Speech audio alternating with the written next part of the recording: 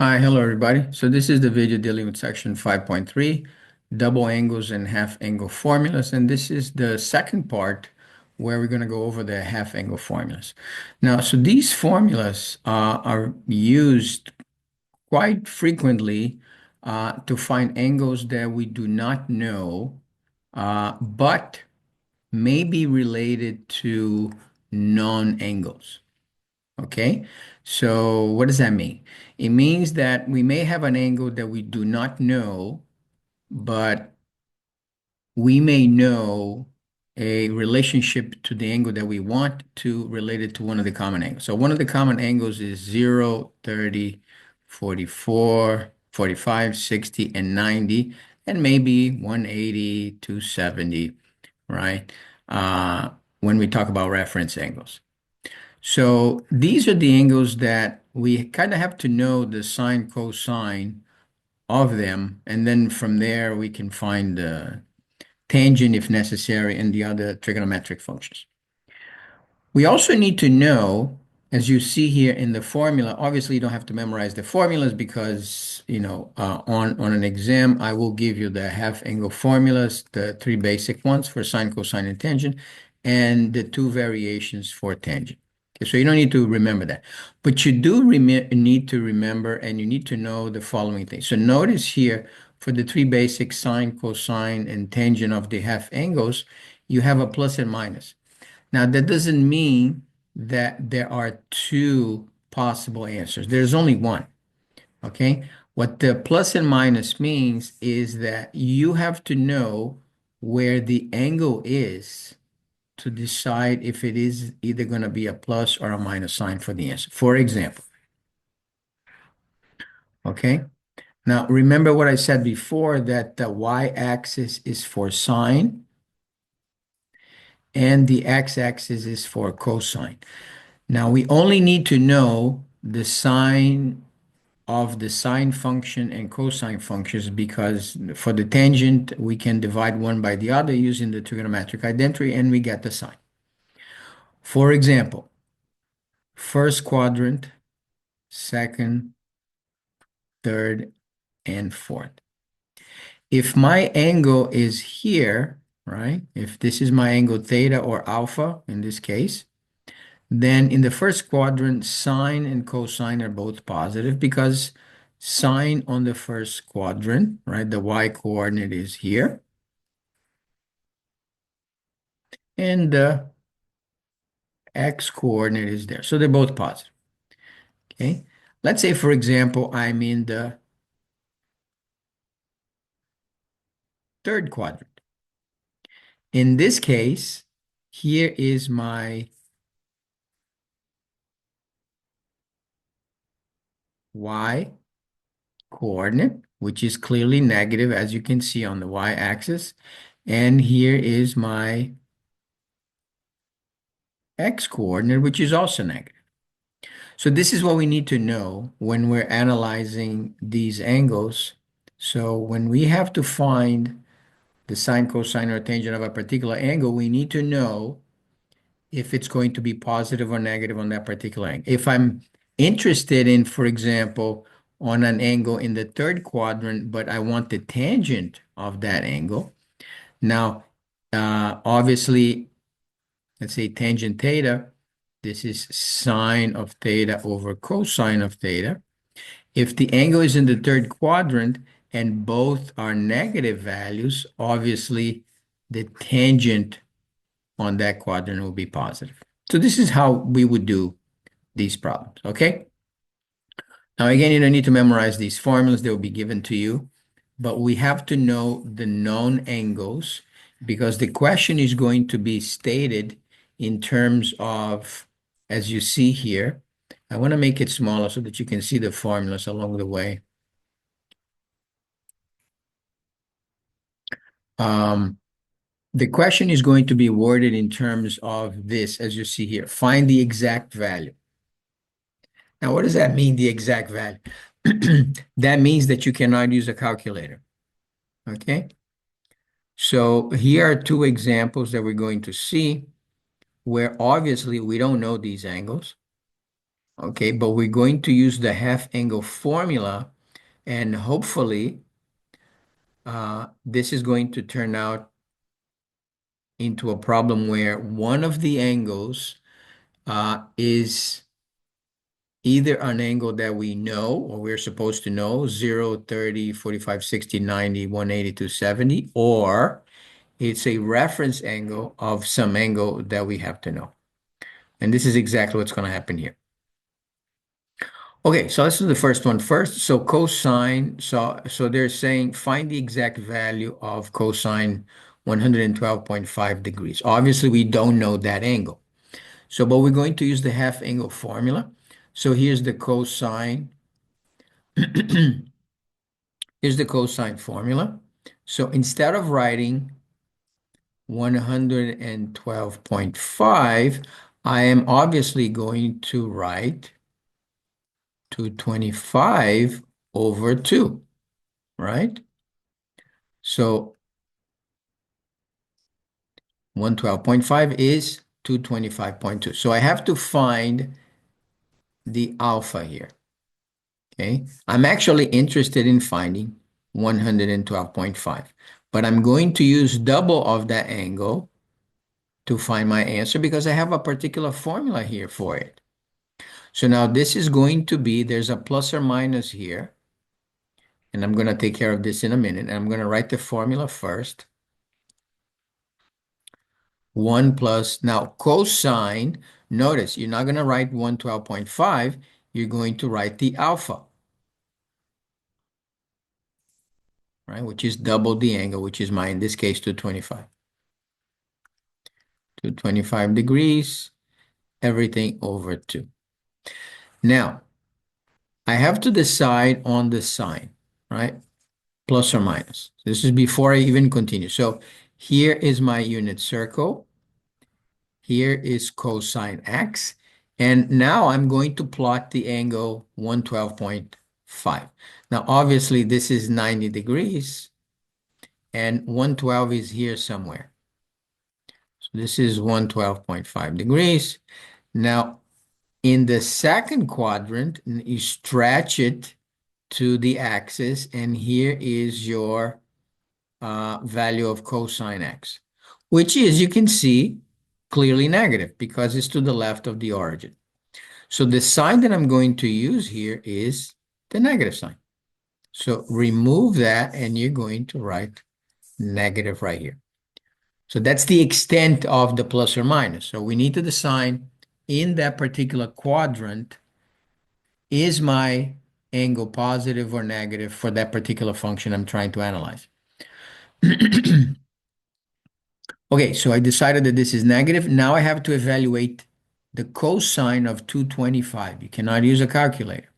So hopefully this is an angle that we know. Well, we don't know 225, but maybe we know a reference angle related to 225. So let's see.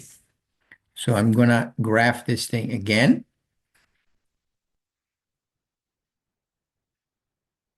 So here is x, or my cosine x, and obviously 225 is here, right, in the third quadrant. Here's 225. Now, I also know that here is 180 degrees,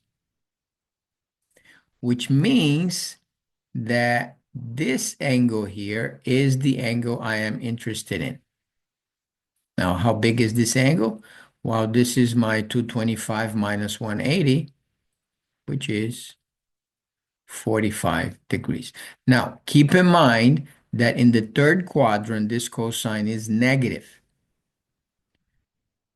Okay? But it is related to a 45. It has the same absolute value of cosine of 45.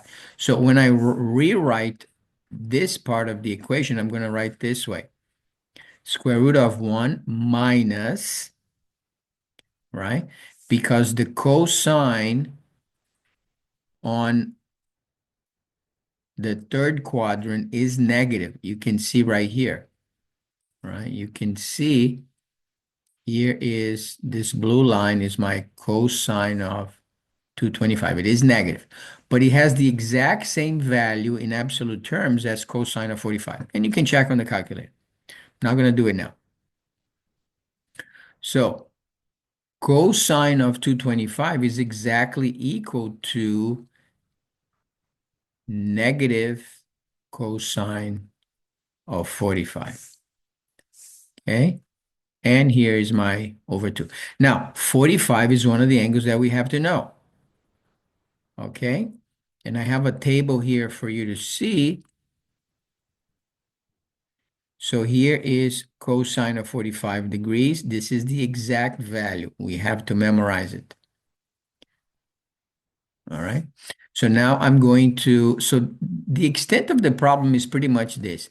After here is just simplification because you cannot leave the answer this way. So this is going to be minus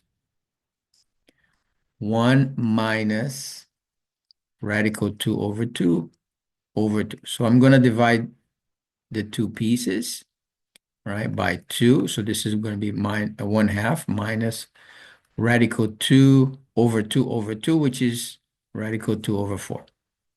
Now I find the common denominator, which is obviously 4.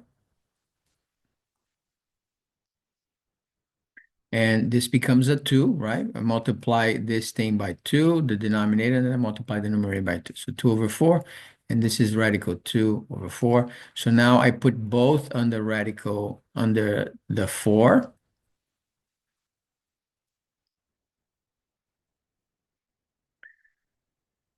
I now split it into two radicals. Now I'm doing all of these steps for the video, but you can obviously shrink it a little bit to go a little bit faster. So the numerator is going to be this. I cannot simplify further.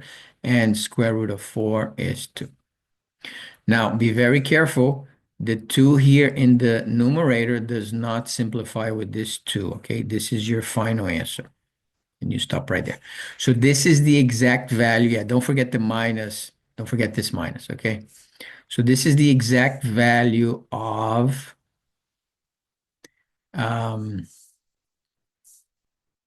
yeah, so let me just rewrite this thing again because I want to make sure that you don't get confused. There's a minus that we were carrying from before, right? So there's a minus here, there's a minus here, there's a minus here, minus here. And here is my final answer. Okay, with the minus. All right, so this is the exact value of cosine 112.5. Now you can check this with the calculator, but this is what we're supposed to do on problems from this section. All right, now the sine 105 is done exactly the same way, and we're going to do that now. I'm going to erase all of this.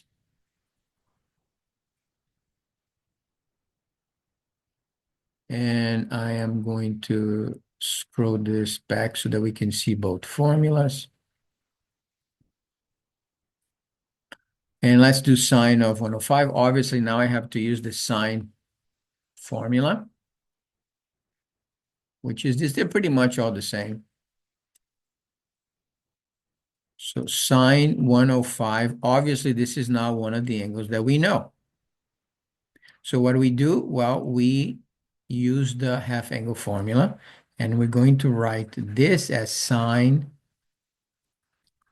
210 degrees over 2. Okay? And I'm going to copy the formula. There's a plus or minus again. I'm going to copy the formula here. And the formula is 1 minus cosine of alpha now. Now, so this is my alpha, the numerator. So cosine of 210 over the 2. Now, I have to decide on the plus or minus sign just as I did before, right? So I am going to go to the circle again and find out for 210 degrees.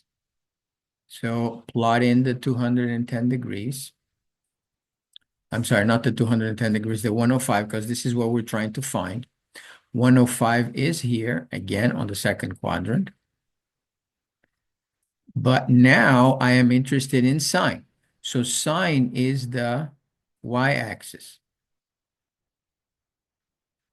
Okay, now this is my sine, which is clearly positive because it's above the origin.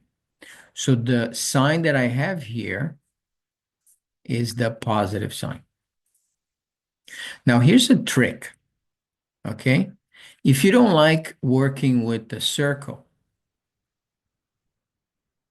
which is perfectly okay to determine, to memorize, right? The way that, many of us were taught to do, memorize that sine and cosine are positive here. Sine is positive, cosine is negative, sine is negative, cosine is negative, and sine is negative and cosine is positive. But you don't really need to do that, okay? What you can do is this. This is a trick.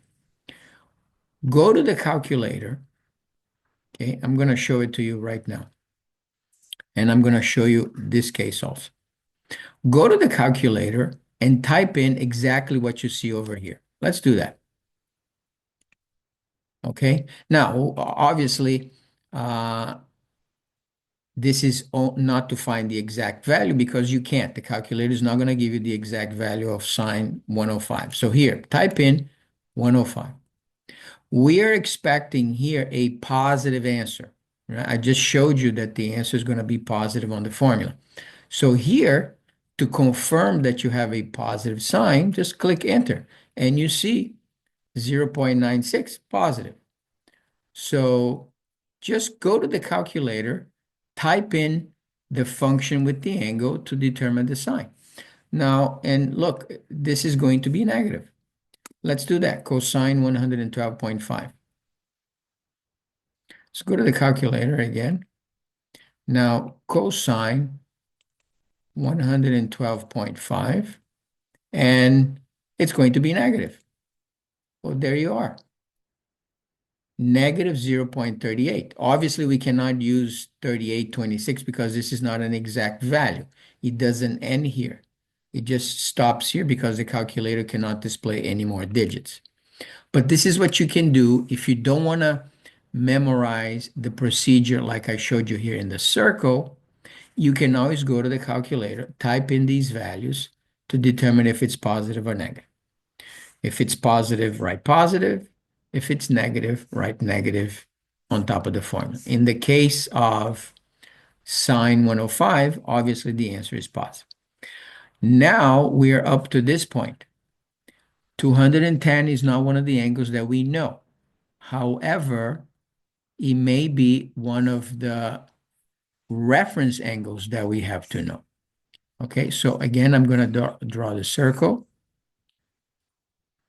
And I am going to plot 210 degrees. So 210 degrees is right here. Remember that this is 180. And obviously we don't know 210 degrees, but we do know its reference angle, which is this, which is 30 degrees. Okay? Now we are interested again in cosine. So cosine here is this segment, which is negative. Okay, but it has the exact same numerical value as cosine 30 degrees, but with a negative. Right? Cosine 30 degrees is positive, so this will be negative. Okay? Now, be very careful here. This minus is there from the formula. Okay? And your angle here has a negative cosine.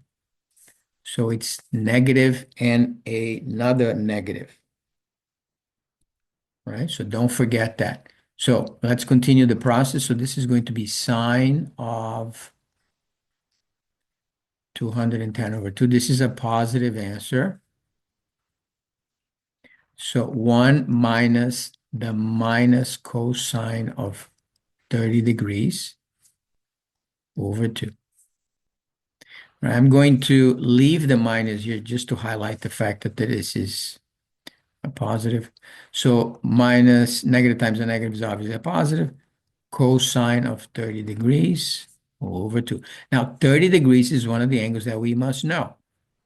So I am going to scroll here again for you to see. So here is cosine of 30 degrees, radical 3 over 2.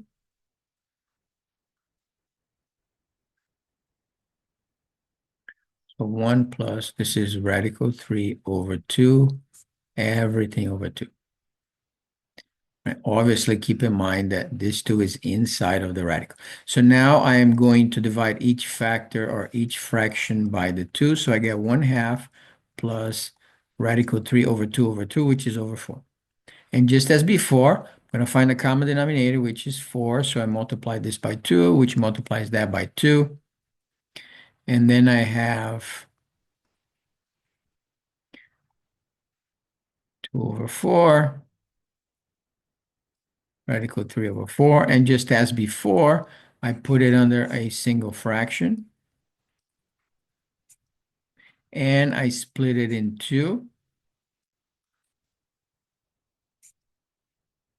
And then I do the final simplification, which is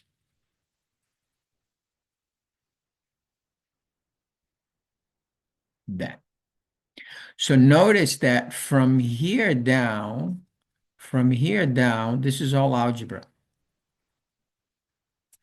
Okay? Only this part is the calculus or pre-calculus part. Okay, but you can't leave the answer this way. All right, you have to do all of this algebra to the very end. This is the answer. The answer that we're expecting is this one right here. Obviously with the plus sign. All right, so you have to know the positive or negative of your particular trigonometric function in whatever quadrant. But I already told you what to do. If you don't memorize the circle, you can always type these angles into the calculator for their respective functions to find if it is positive or negative. So it's no mystery, okay? Now we have one last question to show you, and this is again to show you the importance of these formulas because they seem to be pretty dry, but we can see the importance of these formulas when we have something like example 7, where we have to verify an identity. So I'm going to write it here because I want to show you the formula up there. So I have to show, or I have to prove that tangent alpha over 2 is this. Now, in calculus, to work with something like this is very difficult. We much rather work with the right side of the equation. So, but how do we prove that? So I am going to use, so I have the 2 additional formulas for tangent. I am going to use the first one, but you could try, sometimes you can try the other one and see if it works. If it doesn't, try the other one. So formula says tangent alpha over 2 is equal to 1 minus cosine alpha divided by sine alpha. So I'm going to work on the left side of the equation, okay, which is this. So I'm going to work with this piece. Okay, and because according to the formula, my right side equals to this side. Okay, so now I have to prove that this is now cosecant alpha minus cotangent alpha. And it seems like a lot easier to do than the tangent alpha over 2. So I'm going to erase this completely. And look how simple it is. So these formulas are incredibly easy. So first of all, here, I'm going to split the fraction into 2 because they're both over sine. So I'm going to do this.